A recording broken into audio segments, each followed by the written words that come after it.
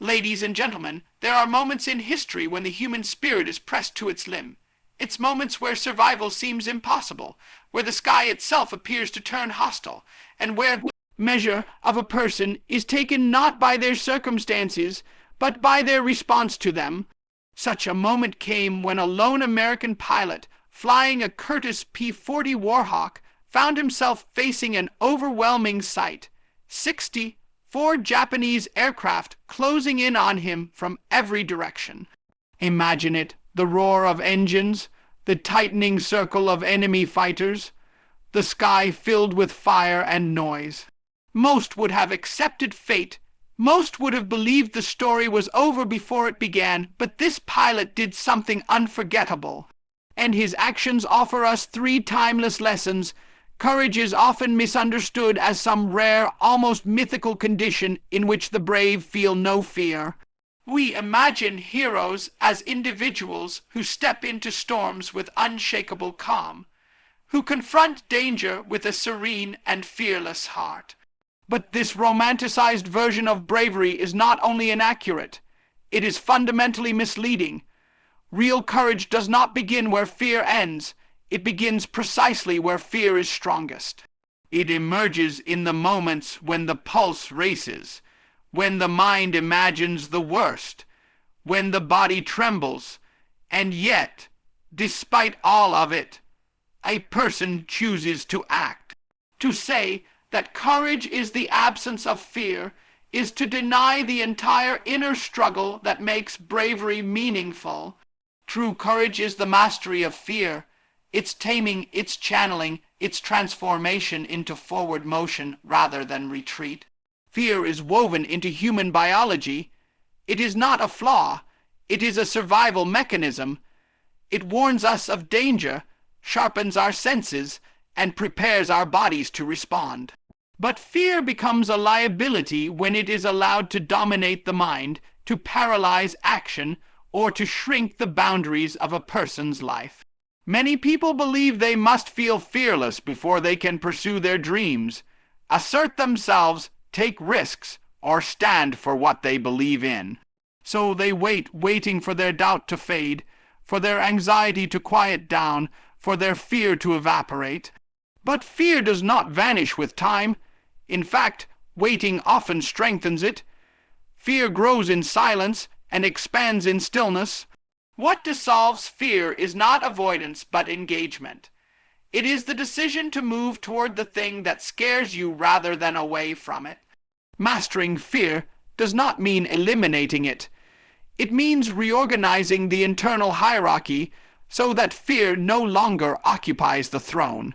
You do not silence fear by force, you silence it by establishing something louder, something stronger, something more meaningful than the fear itself. A powerful purpose, a personal mission, a conviction, or even a deep sense of responsibility can serve as a force that overshadows fear. When fear acknowledges that you will take action regardless of its presence, it gradually loses its power. Like a shadow that cannot influence your step, it may be visible, but it cannot dictate your direction. Every person who has achieved something extraordinary, leaders, athletes, artists, soldiers, innovators, did so not because they were immune to fear, but because they learned to operate in spite of it. Even the most experienced individuals, those who have faced danger repeatedly, continue to feel fear. What changes over time is their relationship with it. Instead of viewing fear as a signal to retreat, they view it as a signal to prepare. Fear becomes information rather than an obstacle. It becomes a message that something significant is at stake.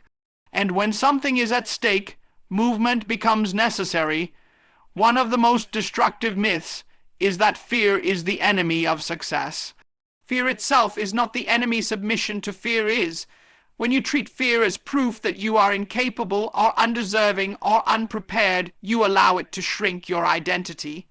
But if you regard fear as confirmation that you are standing at the boundary of your growth, it suddenly becomes purposeful. You realize that fear often appears right before a breakthrough, Many people turn back at the threshold where fear arises, never realizing that this is the very doorway through which they must walk. Mastering fear means walking through the doorway, even with shaking hands, even with trembling breath, trusting that the act of stepping forward will reshape you. The mastery of fear is also a mastery of perception. Most fear originates not from the present moment, but from imagined futures, scenarios the mind constructs to protect us, but which rarely reflect reality. The mind exaggerates threats, invents outcomes, and projects disaster. In moments like these, fear is not responding to the world as it is, but to the world as the mind imagines it. Courage requires interrupting these spirals, grounding oneself in the present, and navigating what actually exists instead of what might exist. It is a disciplined shift from speculation to action, and action has a remarkable effect. It dismantles fear's illusions. What once seemed impossible becomes manageable, not because the situation changed, but because the person did. Mastery over fear also requires understanding its language. Fear communicates through physical sensations, tightness in the chest, a quickening pulse, shallow breaths, trembling muscles. Many people interpret these signals as proof that they should stop. But these sensations are simply the body's way of preparing for challenge. The physical response is not a warning to flee. It is a biological toolkit designed to enhance your performance. Adrenaline sharpens focus, increases alertness, and accelerates reflexes. When fear is properly understood, it becomes an asset rather than a drawback. The key is to avoid catastrophizing the bodily sensations. Instead of thinking, I'm scared, think my body is preparing me. That reframe alone can convert panic into readiness. Courage also grows in stages, not in sudden leaps. No one becomes fearless overnight. You build courage the same way you build strength, through progressive resistance. You start with small challenges, manageable risks, minor discomforts, and you succeed at them. Each successful step expands your sense of capability. Your internal voice gradually transforms from I can't to maybe I can to I will. Eventually, fear stops being a barrier and becomes a familiar companion. It does not disappear, but it loses its authority over you. You develop what could be called emotional calluses, inner resilience built from repeated engagement with discomfort. Every time you choose action over avoidance, you are training courage. Every time you express an honest opinion when you fear judgment, take initiative when you fear failure, set a boundary when you fear conflict, or pursue a difficult goal when you fear inadequacy, you are conditioning your mind to operate under pressure. This training accumulates, the courageous acts compound. The person you become after years of mastering fear is almost unrecognizable compared to the one who allowed fear to dictate everything. Sometimes courage must rise in moments of crisis, split-second decisions, life-threatening situations, unexpected challenges. But more often, courage manifests in everyday life. It is the courage to stand up for yourself in a conversation where silence would be easier. It is the courage to start something new after years of stagnation. It is the courage to forgive, to let go, to apologize, to try again, to trust again, to take responsibility, to confront uncomfortable truths about yourself. Major acts of bravery are built on a foundation of small daily choices. Mastery over fear is a lifestyle, not an event. One of the most transformative aspects of mastering fear is discovering that fear itself is a teacher. It reveals what matters to you. People only fear losing things they value. If you fear failure, it means you care about success. If you fear rejection, it means you desire connection. If you fear risk, it means you value security. Fear illuminates your priorities. It becomes a map of your inner life, pointing you toward the places where growth is most needed. Instead of running from fear, ask what it is trying to teach you. Often, fear points to the very direction you must walk. Mastery over fear does not mean shutting down emotion. It means integrating it. It means allowing yourself to feel fear fully without letting it dictate your choices. Many people believe they must suppress fear to be strong, but suppression only intensifies it. Courage is not emotional numbness. It is emotional honesty paired with deliberate action. It is acknowledging fear, holding it, respecting it, and then moving forward anyway. When you allow yourself to feel fear without shame, you paradoxically gain more control over it. One of the subtle forms of fear mastery is vulnerability. Vulnerability often feels dangerous because it exposes the inner self hopes, insecurities, imperfections. Many people avoid vulnerability out of fear of judgment or rejection, but vulnerability is not weakness. It is the birthplace of authenticity, connection, and emotional strength. To be vulnerable is to trust that your identity is strong enough to withstand exposure. That trust is a profound form of courage. Mastering fear also involves confronting the narratives you tell yourself. Everyone carries internal stories self, defeating beliefs, painful memories, inherited limitations that shape their fears. These narratives can be challenged, rewritten, and transcended. The person who says, "I have always been scared, I always will be," is imprisoning themselves with their own language. But the moment you challenge this belief, you open the possibility for transformation. Self-talk shapes courage. The more you practice telling yourself that you can act in spite of fear, the more your mind begins to believe it. There is also a collective dimension to courage. When one person masters fear, others are inspired to do the same. Courage is contagious. History is full of examples where one individual's brave act transformed groups, movements, or entire nations. A single act of courage can ripple outward, altering the behavior of countless others. Conversely, when fear dominates communities, societies become paralyzed, passive, and easily manipulated. Thus, mastering fear is not merely a personal achievement, but a social contribution. Perhaps the most profound truth about mastering fear is this: on the other side of fear lies expansion. Growth, possibility, transformation. Fear guards the gates to the life you truly want. Every significant achievement, personal, emotional, professional, spiritual, requires walking through fear. When you master fear, you do not become invincible, you become free. Fear may still whisper in your ear, but it can no longer hold the reins. In the end, courage is a decision, not a feeling, not a gift, not an inborn trait, a decision. You decide that the life you want is more valuable than the fear that threatens it. You decide that your potential is worth the discomfort.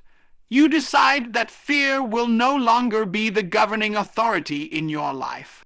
And every time you make that decision, your world expands. Mastering fear is mastering yourself. It is the path from limitation to liberation, from hesitation to action, from insecurity to confidence. It is the process through which you discover your capacity, your resilience, your power. And once you have mastered fear, even partially, you become capable of far more than you ever imagined. Courage, therefore, is not the absence of fear, but the triumph over it. It is the deliberate rising of the human spirit above its own doubts. It is the insistence that fear has a place but never the final word.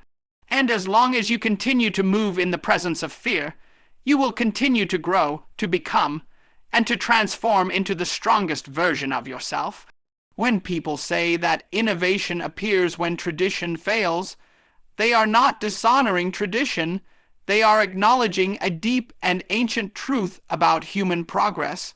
Tradition is the accumulated wisdom of those who came before us, a system of habits, beliefs, and methods that once worked well enough to be repeated. But tradition is not sacred simply because it is old. It is sacred only as long as it continues to serve life.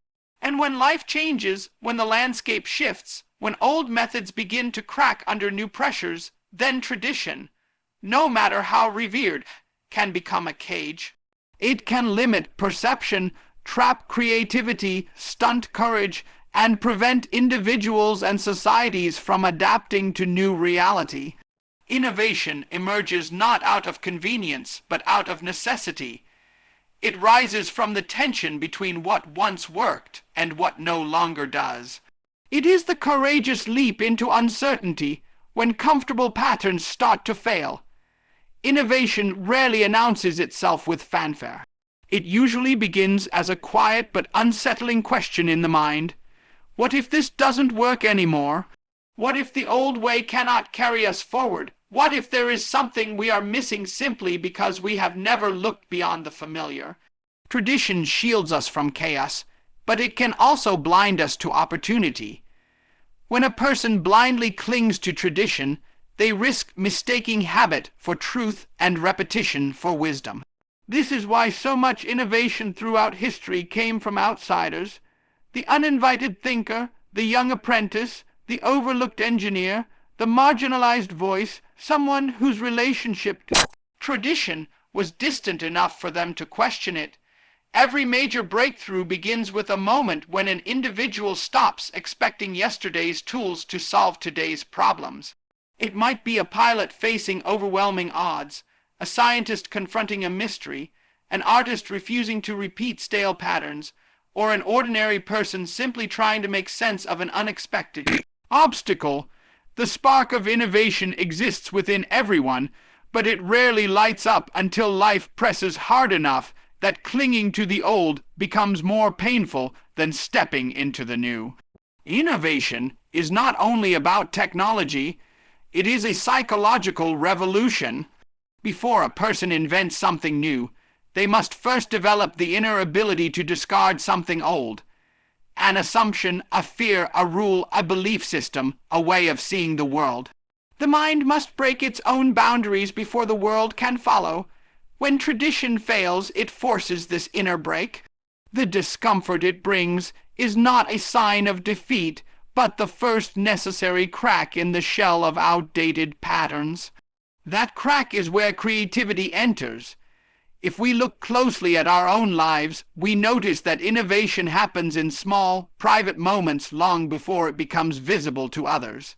It happens when we admit that a method we've used for years no longer brings results.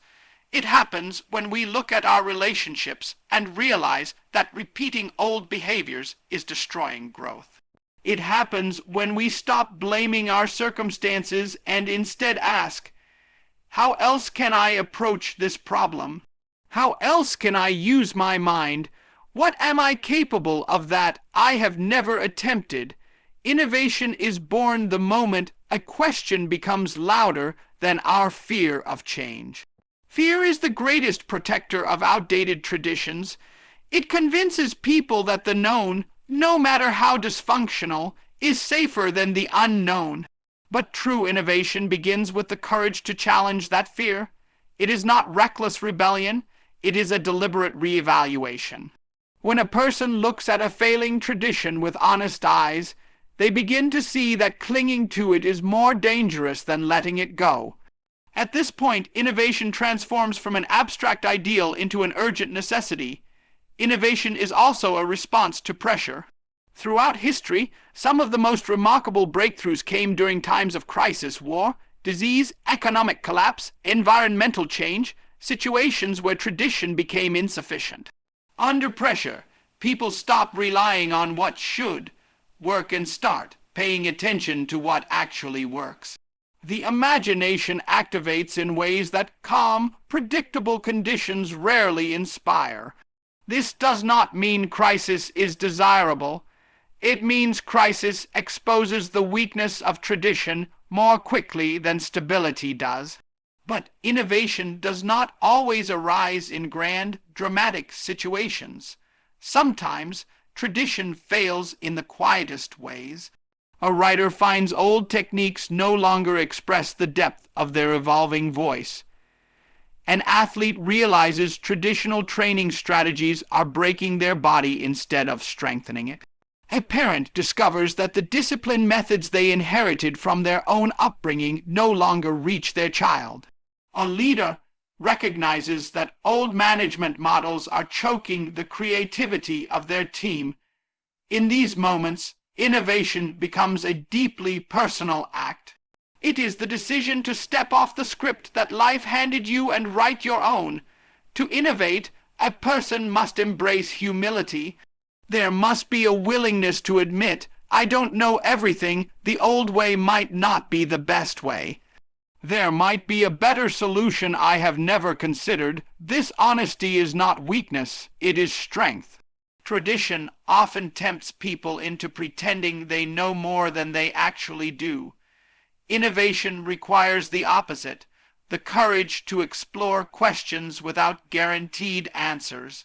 It requires intellectual flexibility, emotional resilience, and a strong sense of internal responsibility.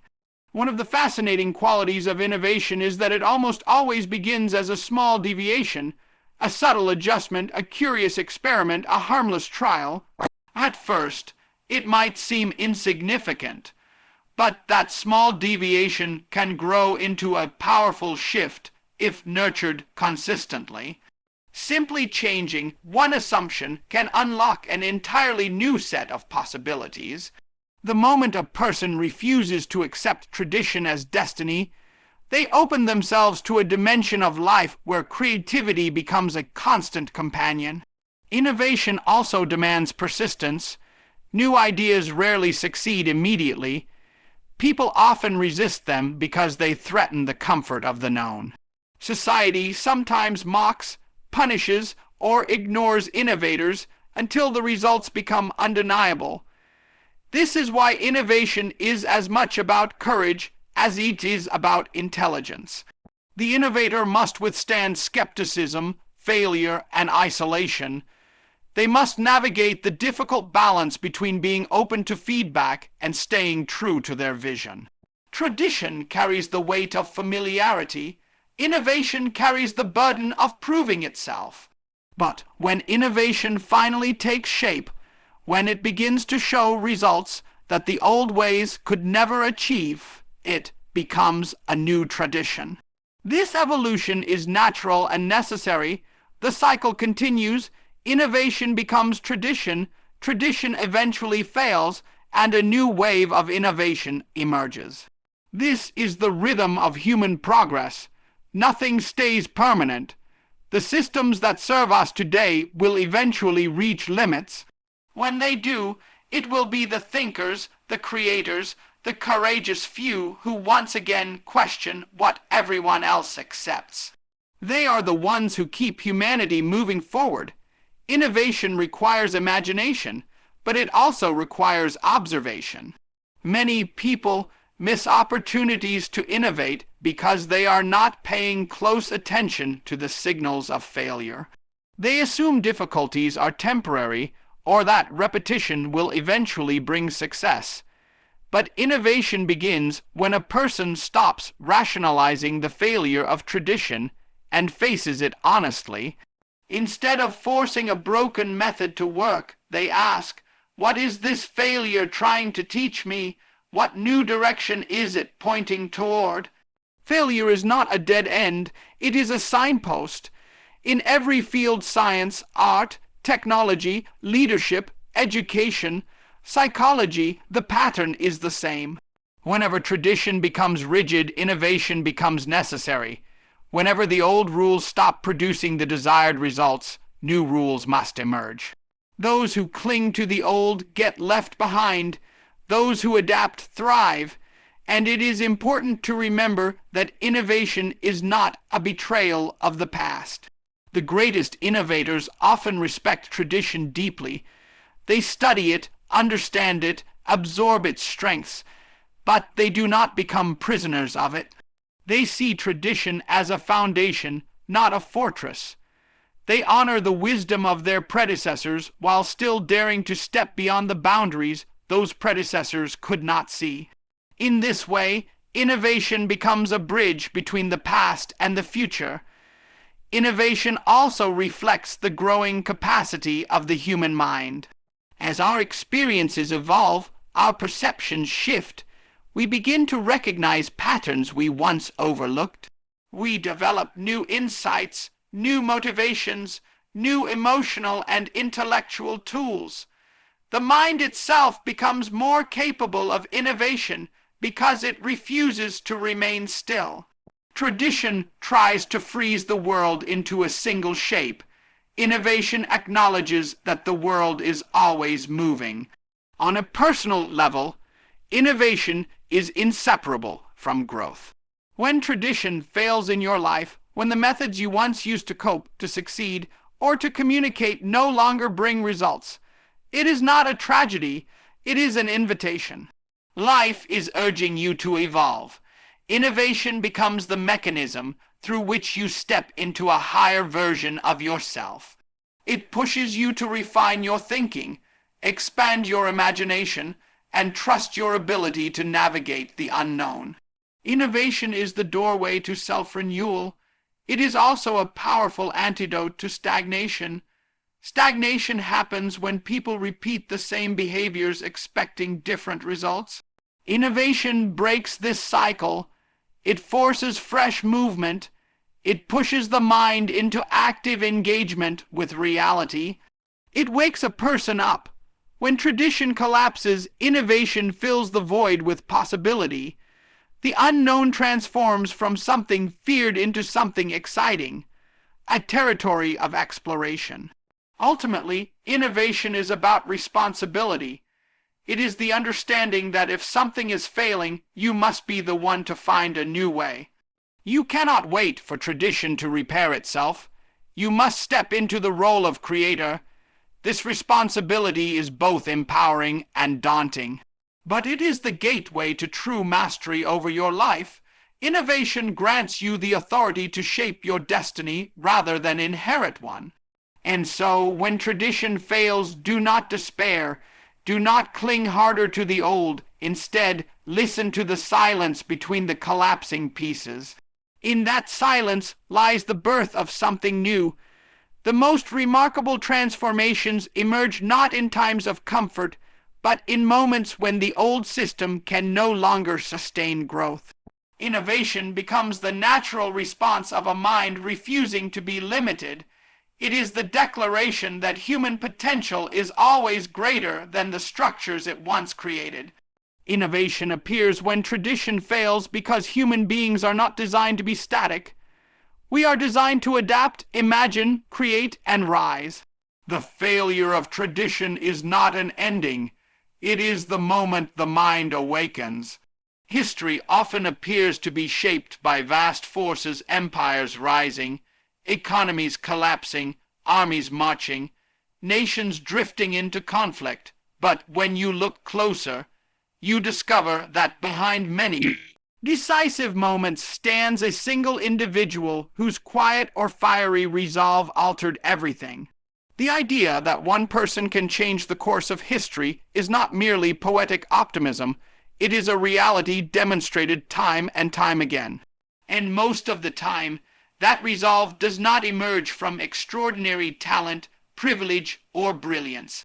It emerges from clarity of purpose, a refusal to bow to despair, and a willingness to act when everyone else freezes. The world pivots on such moments more often than it admits. Think about how profoundly disorienting chaos can be. When a society faces uncertainty or danger, most people instinctively withdraw. They look for safety, for someone to follow. They wait for conditions to improve, hoping someone more qualified or courageous will step forward. This is one of the most misunderstood truths about human behavior. People often assume that someone else is handling things, someone else is qualified, someone else is responsible. But history shows that someone else is very often a single individual who simply decided that the situation demanded action and that inaction was no longer acceptable. That decision point is the birthplace of transformative resolve. One person's resolution becomes history, changing not because that person is flawless or fearless, but because they refuse to surrender to circumstances. Resolve is the ability to keep moving when the path is unclear, to keep speaking when the world demands silence, to keep trying when failure would be easier. It is the power to stand up not once, but repeatedly, even after being knocked down, ignored, or outnumbered. And remarkable things happen when resolve outlasts opposition. Consider the remarkable fact that when an individual takes a stand, the world often readjusts itself around that act of courage. When a person refuses to participate in injustice, injustice loses some measure of its strength.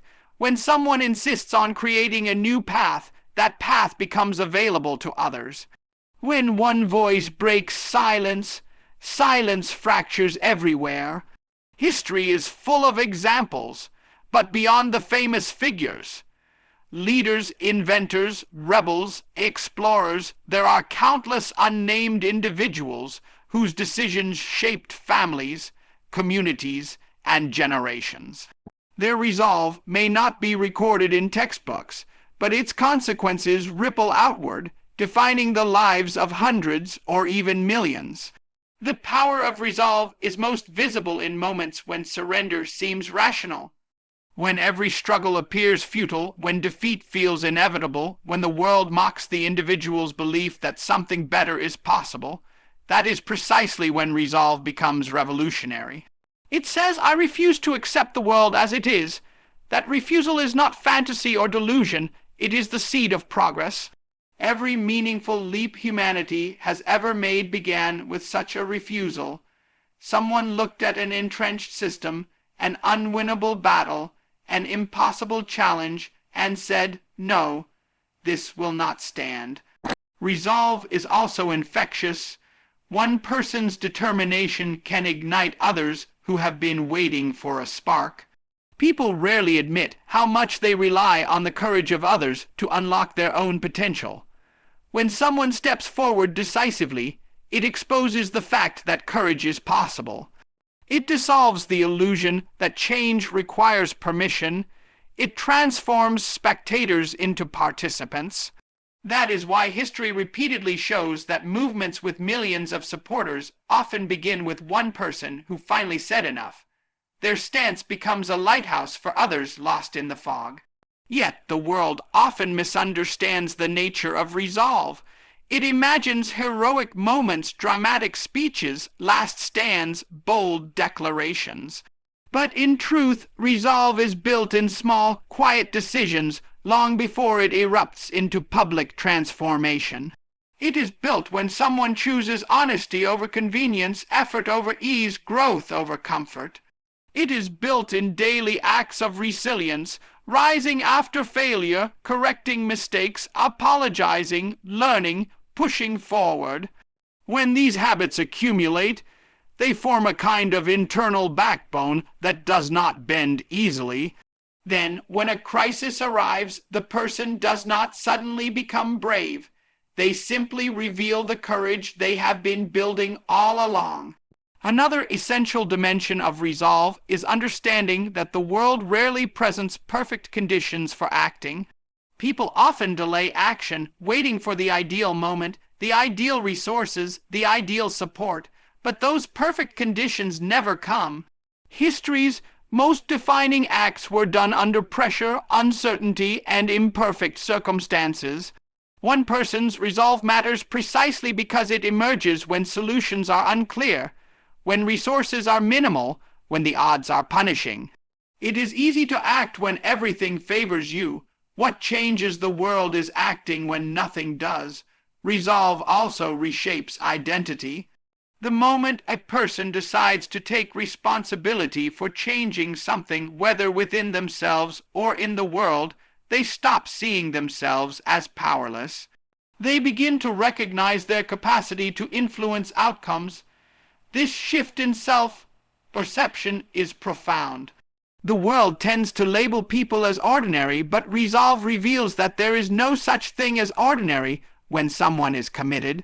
A person with resolve does not need titles, applause, or validation.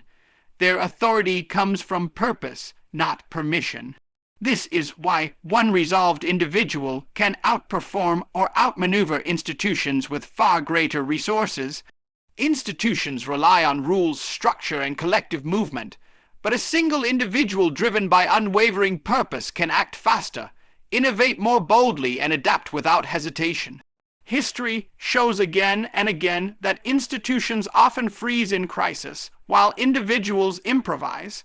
When structures fail, it is the individual, the thinker, the fighter, the inventor, the teacher, the rebel, who steps in with solutions others had not imagined. Resolve is agile. Bureaucracy rarely is. The courage of a single individual also shapes the moral direction of society. Moral breakthroughs often come from those who refuse to accept the ethical norms of their time. At first, these individuals are mocked, threatened, or dismissed as unrealistic. But their unyielding stance gradually forces others to confront truths they would have preferred to ignore. Moral resolve has a strange power. Movements born from it seem impossible right until the moment they become inevitable. And after they succeed, society looks back and wonders why it took so long to recognize the truth. There is also the deeply personal dimension. One person's resolve can change the course of their own life so dramatically that its effects radiate outward for decades. Families are transformed when one member decides to break a cycle of dysfunction, poverty, passivity, or silence. A single personal break through a commitment to education, honesty, discipline, contribution can influence children, grandchildren, and entire communities. Many generational transformations began not with grand speeches, but with a quiet decision made in a small room by someone who refused to let history repeat itself. Even in times of war, crisis, or injustice, when individuals seem most helpless, the opposite is often true. Individual decisions determine how armies fight, how communities survive, how nations rebuild. Some of the most decisive wartime moments were not major battles, but quick decisions made under fire by pilots, soldiers, commanders, or even civilians whose resolve redirected events. History magnifies these moments not because they were expected, but because they broke the pattern of fear and conformity. Resolve does not guarantee success, but it dramatically increases the possibility of it. More importantly, it guarantees meaning. A person acting with resolve may still face difficulty or failure, but they do so with integrity and purpose. They become authors of their story rather than passengers in it, and even when they fall short, their effort strengthens others. The world does not always reward resolve immediately, but it never forgets it. The greatest barrier to embracing this power is the belief that one person is too small to matter. This belief is convenient. It allows people to avoid responsibility, but it is false. Every major turning point, scientific breakthroughs, political revolutions, cultural renaissances, acts of liberation, began with a single mind that refused to settle. The belief that I am too small to change anything collapses under the weight of historical evidence that individuals have always been the engines of change. One person's resolve matters not because it guarantees that the world will follow, but because it guarantees that the world can follow. Resolve creates possibilities where none existed. It opens doors others didn't see. It changes what people believe is achievable. The most powerful revolutions in thought and culture started not with crowds, but with one individual thinking a new thought or speaking a forbidden truth. Ultimately, the world changes when someone decides that enough is enough. that a situation is intolerable, that injustice is no longer acceptable, that fear will not rule their decisions, that progress is worth sacrifice, that decision, held with resolve, becomes a historical force, and every individual, no matter how insignificant they may feel, carries that potential. Resolve is not something rare or mystical, it is the most human capability of all. It is available to every person willing to embrace responsibility, endure discomfort, and act with courage. The question, then, is not whether one person can change history. They can, they have, they do. The question is whether any individual alive today is willing to claim that same responsibility, to see themselves as a force rather than a spectator. History is always in motion. The direction it takes depends on the resolve of those who inhabit its present moment. And the next chapter of that history may depend, as it so often has, on the decision of one determined person who chooses to stand firm, act boldly, and refuse to remain silent. Perhaps someone like that is reading these words right now. So when you hear the story of the lone P-40 against 64 enemy planes, do not hear only a tale of war. Hear a reminder that courage is a choice, that innovation is born in crisis, that human resolve, even when outnumbered 4-1, can still rewrite what is possible. When the sky turns dark in your own life, when everything seems stacked against you, remember the pilot who looked at impossible odds and flew anyway.